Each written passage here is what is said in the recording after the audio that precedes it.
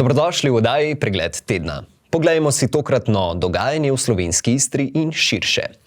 Na pogovornih večerih, znanih kot Koprska Agora, so v sproščenem vzdušju kavarne Lodža ponovno oživeli tradicijo zbiranja in izmenjave mnenj.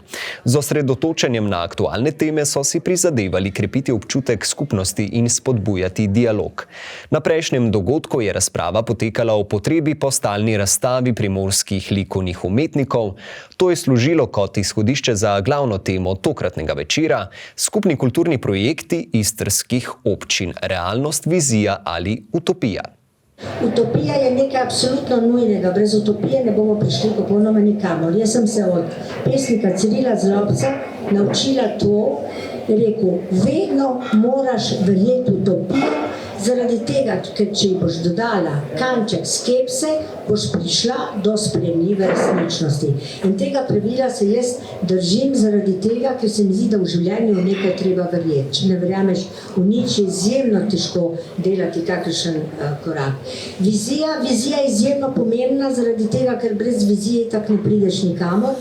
In mogoče je tukaj največja težava v tem, da je izjemno težko oblikovati skupno vizijo. Pogovorni večer je med drugim osvetlil tudi problematiko nezadostnega sodelovanja istrskih občin. Sem delavno prepotoval skoraj cel svet, da pač ta naša istrska pregovorna odprtost, mogoče ta prepih, v katerem živimo, je povzročil tudi kakšen krč v teh naših možganih in smo daleč, ker smo res sposobni sodelovati. In ne bi rad bil preveč negativen in sem se tudi spraševal, zakaj je temu tako. Jaz mislim, da pač nismo kot narod, kot regija navajeni sodelovanja, ker je ta sektor kulturni nekako zastal oziroma zamrl na nekih lovorikah, zaspal na lovorikah. To, kar se je dogajalo v 90-ih, moč, ki je kulturni sektor imel pri oblikovanju nove države, pri prehodu, pri oblikovanju velikih institucij, ki so pač zaznamovali kulturni prostor naše Istre, v enem trenutku ta energija, ta moč je enostavno zastarala. In pač zastarale so ideje, zastarali so se ljudje in v enem trenutku se ni znalo več prilagoditi temu, kar se danes dogaja. Ne bom rekel v svetu, ne bom rekel, ja, lahko govorimo o financiranju, lahko govorimo o evropskih projektih, lahko govorimo o globalnih trendih, ampak dejansko se ni znala prilagoditi temu, kar kultura naj bi bila v družbi. Kot je izpostavil predsednik kulturno-izobraževalnega društva Pina, živimo v družbi, kjer se enači ekonomski razvoj s kvaliteto življenja, ter da sta umetnost in kultura sposobna refleksije in predrugačenja misli, na kar smo pozabili. V razpravi so omenili Novo Gorico, ki bo Evropska prestolnica kulture, kot dober primer uspešnega kulturnega sodelovanja, a žal so poudarili, da v istrskih občinah še vedno ni bistvenih premikov na tem področju. Zmaga je, hvala Bogu, šla kljub vsem Gorici, torej blizu nam, ker vsaj si lahko gremo kaj pogledati, ne? Lahko bi bilo drugače, lahko bi šla kam drugam, tako da je v naši neposredni bližini. Kljub temu pa verjamem, da nekaj dobrega, kar smo v tistih letih počeli, neka energija, neko povezovanje, morda na koncu ni udejanjila tisto, kar ste vi na začetku rekli. Ali imamo v tem prostoru dovolj načrtov? Moje skromno mnenje, pa sem jih nekaj napisala, je, da imamo absolutno dovolj načrtov. Absolutno. Samo tista prijavna knjiga Val sprememb vsebuje toliko načrtov, toliko planov, projektov, idej, ki bi bile izvedljive, da po mojem mnenju, res skromno, ne potrebujemo dodatnih strategij. Potrebujemo izvedbo. Nimamo imena. Vse se začne pri imenu, ne? Nas so poimenovali, meni ime Martina, kdo mi ga je določil, jaz sem določila ime mojemu otroku. Ime. 4 istrske občine so se uspeli skregati že okoli tega, kakšno ime bodo imele.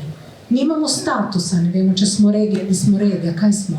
Nekaj smo bili, nekaj bomo. Jaz prihajam iz Ankarana, kjer sem poslušala odlično predstavitev o tem, kar so te občine bile v preteklosti. Jaz danes, ko stojim pred vami, jaz nimam pojma, kaj smo danes. Lahko vam povem, kaj smo bili, ker tako dobre predstavitve že dolgo nisem slišala. Vse je zelo lepo strukturirano, tako kot samo zgodovinarji znajo povedati o preteklosti. Kaj pa bomo? Kot so poudarili tudi drugi navzoči pri izražanju svojih mnenj, težava ni le v pomanjkanju vizije na področju kulture, temveč so prisotni tudi problemi na formalnem področju. Kljub temu pa je bilo po mnenju nekaterih zaznati, da se kultura v slovenski Istri vseeno postopoma krepi. Vidimo tudi iz preteklosti, da ima kultura prav to moč spreminjanja družbe.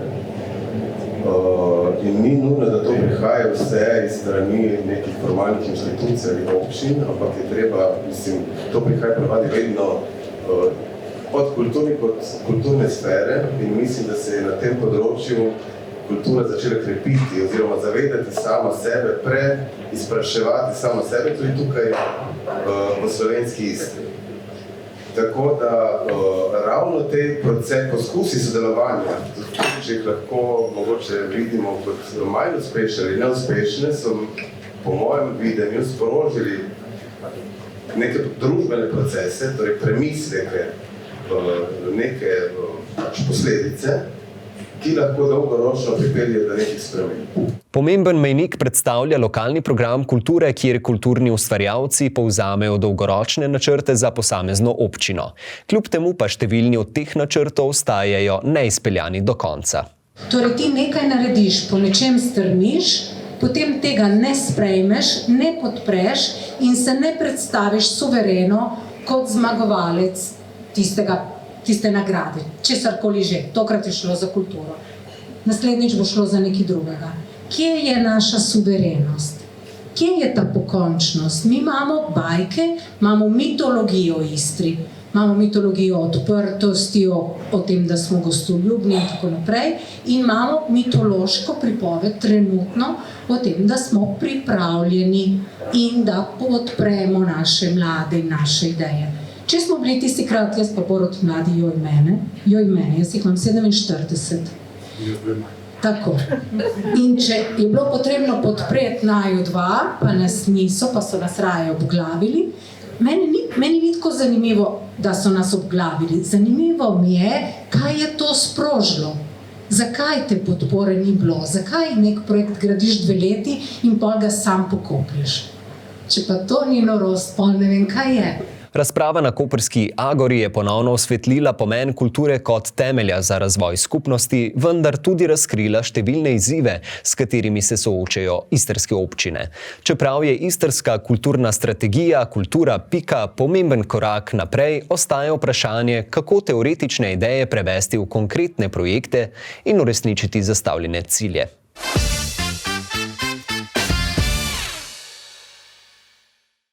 V centru InnoRenew v Izoli se je odvila konferenca o modrem gospodarstvu, ki jo organizira Urad italijanske trgovinske agencije v Ljubljani. Osrednja tema konference so bile podnebne spremembe s posebnim poudarkom na hidrogeoloških tveganjih, ki jih povzroča dvig morske gladine in poplave v rečnih območjih. It's important that we are discussing about the climate change, not only from the point of view I would say at this point of awareness rising, because I would say we are all scared, more or less. So we are aware. And it is important to continue this process of internalization, of understanding of what is climate change, but then nevertheless, as Mr. Gort says, to move from understanding with the strategies to the measures, because this is an effort which is really challenging. So we are now in an important step where the awareness rising, let's say it's still necessary, but it's not so much. Don't scare, especially not children. But let's start working on the measures, adaptive measures, which are necessary for our children. Na dogodku so sodelovali priznani strokovnjaki iz Slovenije in Italije, ki so skozi razprave osvetlili vpliv teh sprememb na biotsko raznovrstnost ter pristaniško in obalno infrastrukturo.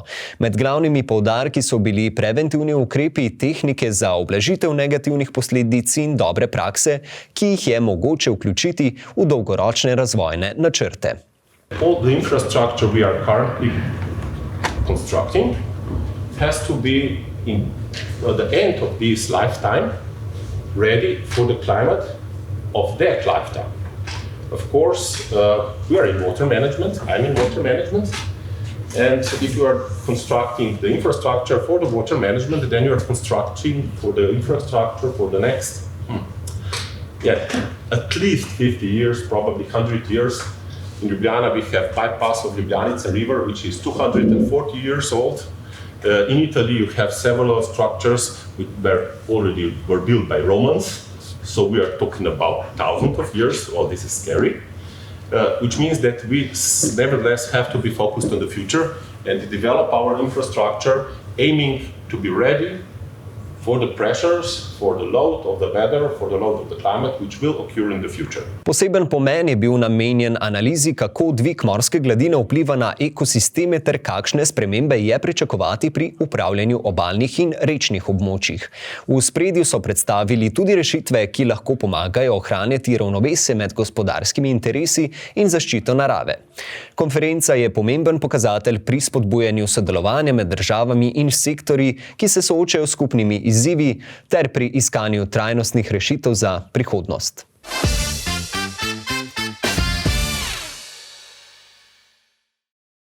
Akvarij Piran, ki je del Centra znanosti Univerze na Primorskem in združuje enote namenjene predstavitvi znanstveno-raziskovalnega dela univerze širši javnosti, letos praznuje 60. obletnico delovanja.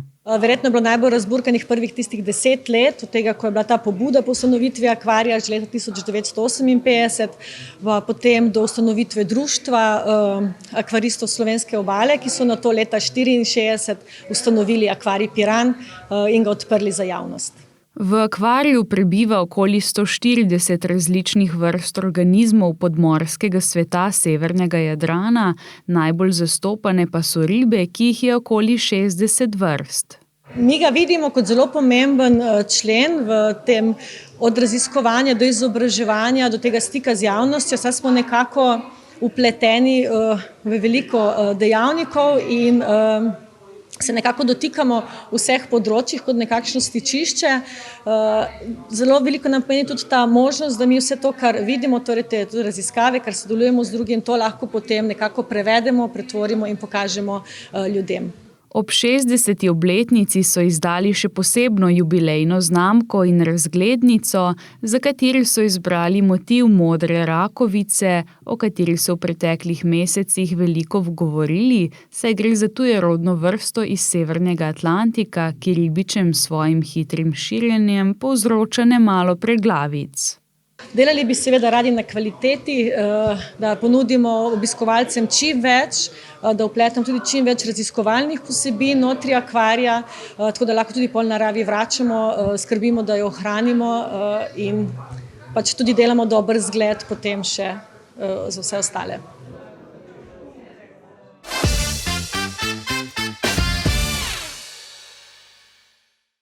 V dvorani svetega Frančiška Asiškega v Kopru so se odvili dnevi mladega oljčnega olja. Dogodek je namenjen promociji visokokakovostnih izdelkov iz slovenskih oljk ter ohranjanju in širjenju slovenske oljkarske dediščine. Osrednji trenutek otvoritvenega dne pa je bila razglasitev naziva šampion, ki ga je prejel sveti kancijani Kove oljkarja Aneja Rodice, kar potrjuje odličnost slovenskega oljkarstva. Na dogodku so predstavili razstavo mladih oljčnih olj, ki so obiskovalcem ponudila vpogled v raznolikost letošnje letine in izvedli okroglo mizo z naslovom Oljka, kdo bo tebe ljubil. Razprava je združila strokovnjake in predstavniki institucij, ki so se pogovarjali o izzivih sodobnega oljkarstva. Podžupanja mestne občine Koper Mateja Hrvatin Kozlovič je poudarila pomen povezovanja turizma in kmetijstva ter predstavila občinske ukrepe za podporo oljkarjem. Ob tem je izpostavila dve novi doživeti, kolesarsko-oljčno turo od Kopra do Marezik in masažo z oljčnim oljem. Letošnji dnevi mladega oljčnega olja vključujejo tudi 12 restauracij z edinstvenimi meniji ter poseben kulinarični izdelek, sladoled oljčni cvet z orehi in timjanom. Osrednji večerni dogodek je bila podelitev priznanj za 10 najboljših mladih oljčnih olj, ki jih je ocenil mednarodno priznan panel strokovnjakov iz Inštituta za oljkarstvo ZRS Koper. Ocenjevali so 83 oljčnih olj, ki so se vsa uvrstila v kategorijo ekstra deviškega oljčnega olja. Med njimi so izpostavili tista z intenzivnimi aromami in uravnoteženim okusom. Dogajanje se bo nadaljevalo vse do 12. decembra, vključno z vodeno degustacijo v palači Tiepolo Gravizi pod vodstvom strokovnjakov dr. Marina Đorđetija in dr. Milene Bučar-Miklavčič, kjer udeleženci spoznavajo značilnosti vrhunskih mladih oljčnih olj. Poleg tega v izbranih restavracijah ponujajo posebne menije, ki združujejo lokalno kulinariko in vrhunska oljčna olja. Župan mestne občine Koper Aleš Bržan je ob tem izrazil zadovoljstvo nad postavljenimi temelji za kompetenčni center za oljkarstvo na Plavjah, ki bo prispeval k nadaljnjemu razvoju oljkarstva v slovenski Istri.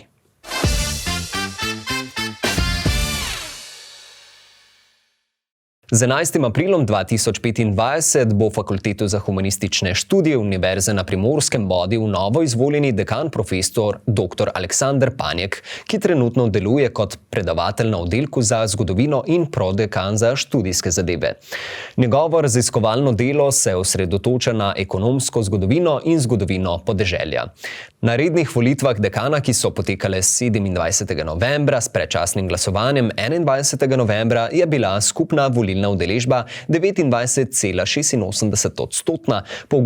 Po ugotovitvah volilne komisije je v volilni skupini učiteljev in sodelavcev glasovalo 93% volilnih upravičencev, v skupini študentov 16%, med ostalimi delavci pa 87%.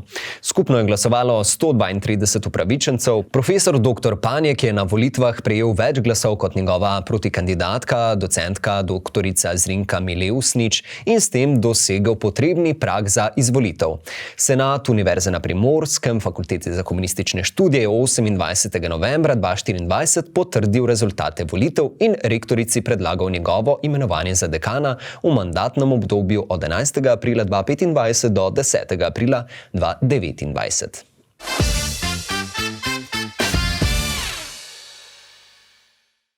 Vodenje koprske škofije bo prevzel dr. Peter Štumpf. Za novega koprskega škofa ga je imenoval papež Frančišek.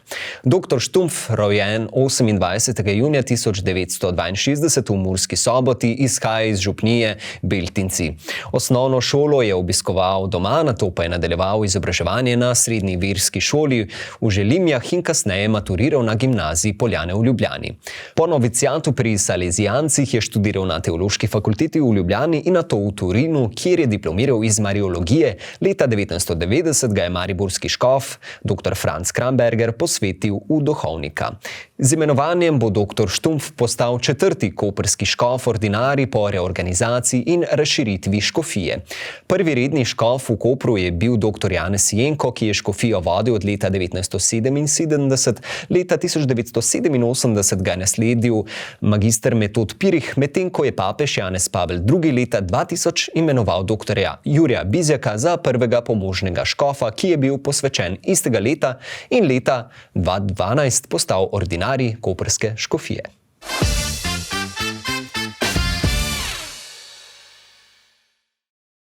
Decembrsko praznično dogajanje v Kopru bo letos čarobno in pestro, obeta pa se tudi nekaj novosti. Na Karpačevem trgu bo ponovno zaživela zimska vasica z gostinskimi ponudniki.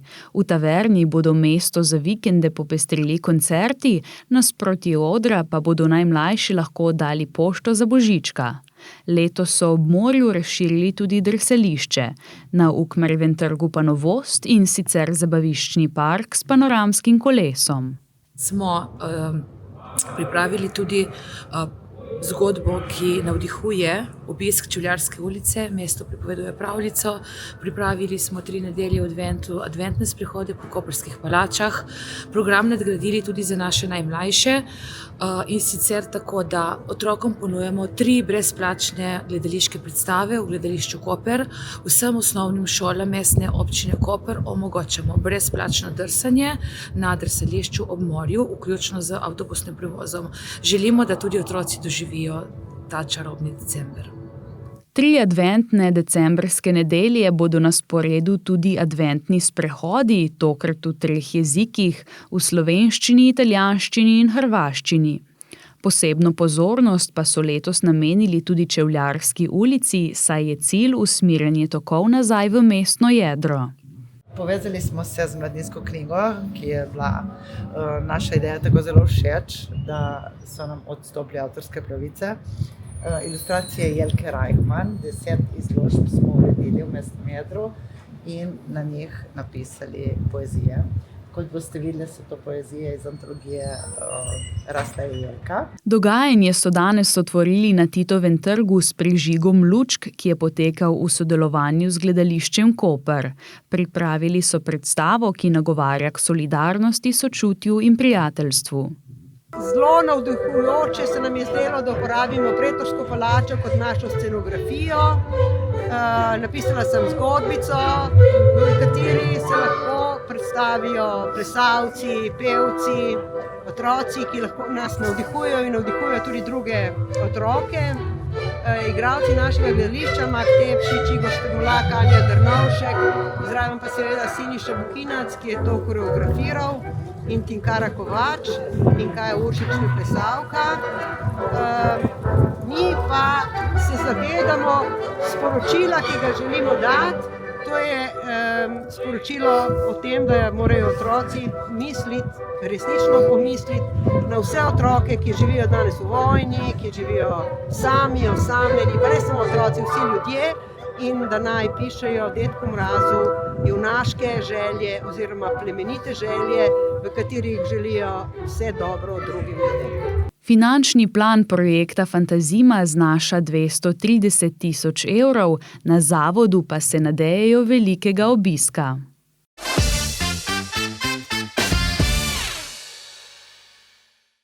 V teh predprazničnih dneh bodo policisti izvajali ukrepe za ozaveščanje o nevarnostih pirotehničnih izdelkov ter za preprečevanje nezakonite preprodaje teh izdelkov na črnem trgu.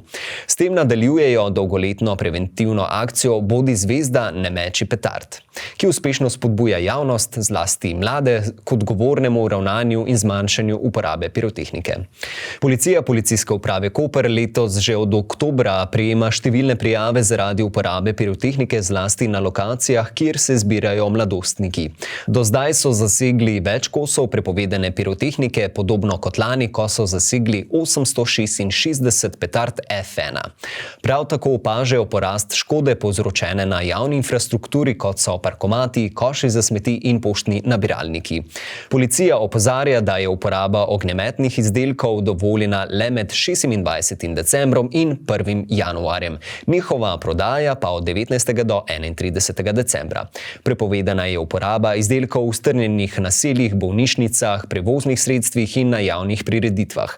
Posest in uporaba pirotehnike višjih kategorij sta za fizične osebe prepovedani in kaznovani z denarnimi globami od 400 do 1200 evrov za posameznika, za pravne osebe pa do 50 000 evrov. Prav tako spominjajo na določila Zakona o zaščiti živali, ki prepoveduje obmetavanje živali s pirotehničnimi sredstvi.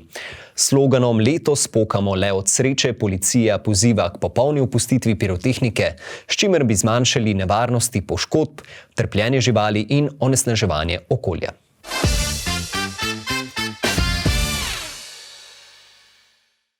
Pa še športna novička. V Ljubljani je potekal tradicionalni dan slovenskega balinanja, posvečen spominu na dolgoletnega predsednika Balinarske zveze Slovenije Jožeta Repca. V okviru dogodka, ki ga je organiziral BŠK Krim Ljubljana, so v balinarskih dvoranah na Rakovniku in v Šiški izvedli 8 državnih prvenstev v hitrostnem in natančnem zbijanju za različne starostne kategorije. Prvič je potekalo tudi odprto državno prvenstvo v natančnem zbijanju Rafa.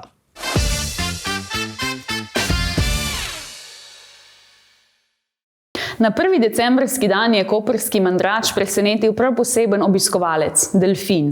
Ribič Renato Bonja ga je ujel na kamero ravno v bližini ribje kantine, kjer je ta morski navihanec očitno preverjal dnevni meni.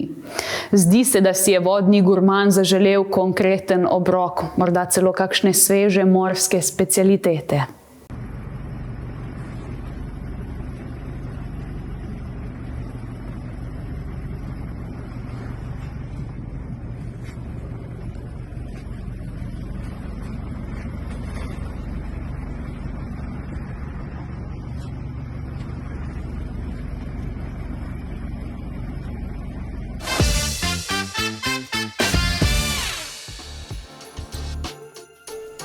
Pozdravljeni v novi ediciji Kulturnega napovednika.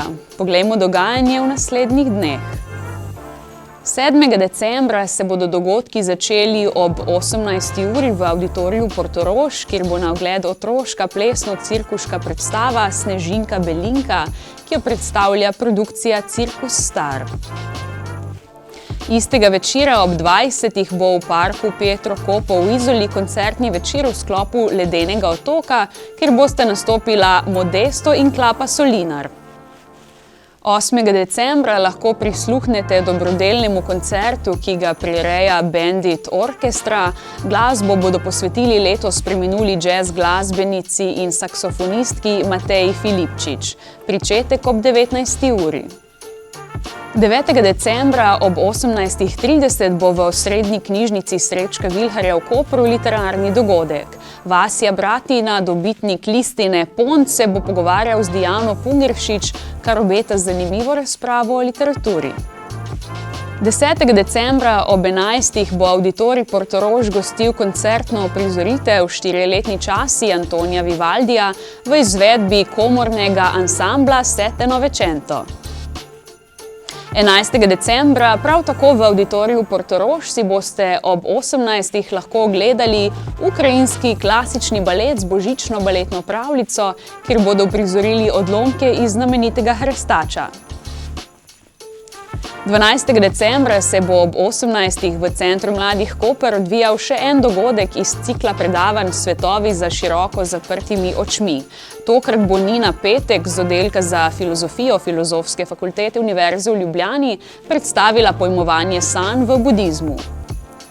Za konec tedna, 13. decembra, bo Hangar Bar v Izoli ob 20. gostil koncertni večer Funk Affair, kjer bodo nastopili z DJ-jem Erikom Molierom, ki bo združil ritme funka, hausa in diska. To je vse za tokratni pregled. Več informacij lahko najdete na naši spletni strani ali v zadnji številki časopisa Megafon. Lep dan še naprej.